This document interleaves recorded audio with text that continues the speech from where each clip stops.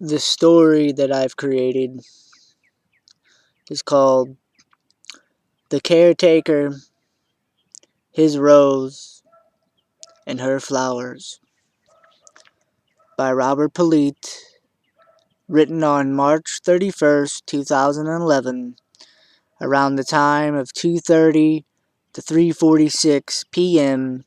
Central Time, United States of America.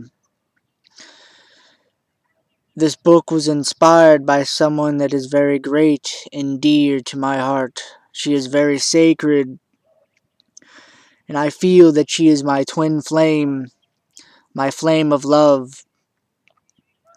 I will not give her name out of respect to her, but she knows who she is, and that is what matters. And I know who she is, and that is what matters. So, here we go.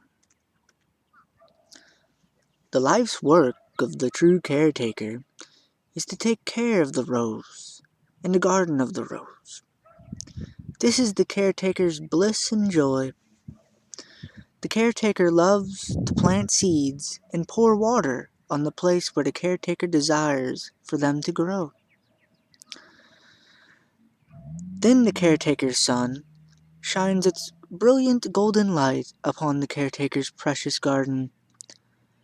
For to the caretaker, this is everything to him, and would do anything for the garden to be happy and growing forever.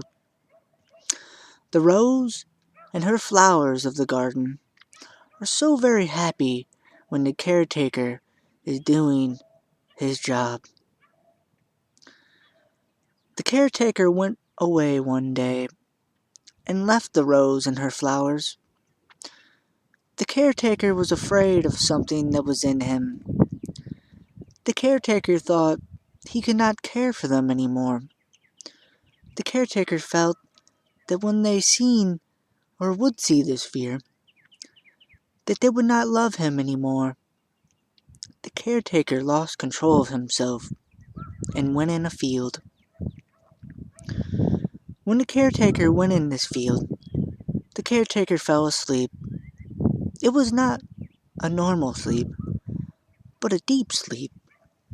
When he was sleeping, he went in a world that was not like the world that he was from.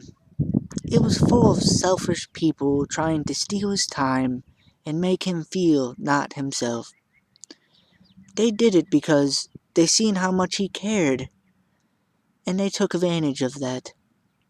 They used the caretaker, and the caretaker felt very sad. The caretaker felt that he did not have a true friend, not like the rose he cared for she was always there to bring happiness to him. For the caretaker feels most happy when he can take care of someone and they love him for it, rather than abusing his love that he gives. Now in this sleepy hollow of a place he is sleeping, he feels hollow inside because of him missing his rose and her flowers. For no one could ever replace his rose and her flowers. He started now to get mad at himself for leaving his rose and her flowers in the garden. So he started to inflict much pain upon himself. He felt that he needed to punish himself for leaving. This only made it harder for him, because as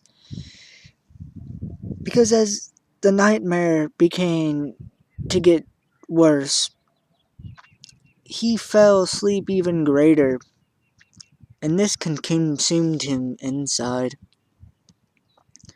He lost control of himself, and now he just wanted to die inside, because he did not know how to wake up from his sleep. He was then confused on how and why he was there in this world that was not like his home or garden.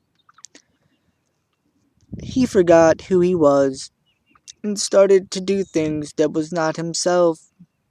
He started to do what the others around him was doing, which was not caring for others. He was now trapped because he was not being what he was or is, which is a caretaker. He died inside because of this while he was sleeping. He felt so dead because his mind knew only the rose would be able to bring him back to life. Only her and her flowers, and the garden, and the home, which is his life, for he did not remember them no more. He was so afraid to confront the truth about what he had done to himself, his rose, and her flowers. He ran farther in his sleep, away from himself, and did not care no more. He lost his mind, his heart, and his soul, because of not being what he is, which is a caretaker. He cried many tears of sorrow, and the fear consumed him. He had a dark cloud hanging over his head, not like the garden which always had sunshine and blue skies that made him feel so very happy inside. What was the caretaker to do now? He has no friends and no family, living in this strange and different land, surrounded by people that just wanted to take his kindness for granted. He realized he was not in his home and wanted to go back, whatever the cost, to get it back. He started to cry out, and the clouds slowly revealed a sun that reminded him of home. He started wishing and asking the stars of the night sky that was there in his dream as well. He noticed that every time he would do this, a star would fall from the sky, giving him hope, and the clouds would not be there as much. The sun would shine brighter each day. As this happened, he started to get strength to say to the ones that had been taking him for granted that he does not want to be in their life or have them in his life. So he started to go away from them.